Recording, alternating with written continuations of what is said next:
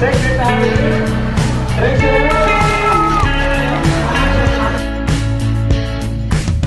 the newly elected president of Morms Filipino Club, what are the ways you can do to help strengthen reading and writing comprehension of students sa wikang Filipino? So, nakahanda na yung mga events na gagawin ng Filipino Club at abangan ninyo yon.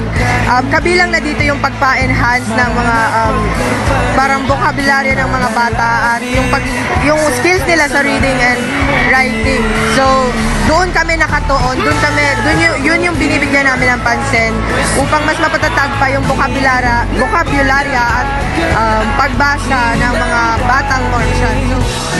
Elected president po of Morms English Club, I will do my best to enhance the ability of Mormsians to read by implementing various events, especially sa November, which is the National Reading Month. So yun lang po, thank you po.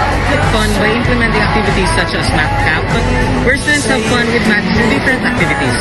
This year, we'll continue these activities better, where they'll look forward to much more fun and exciting activities with them.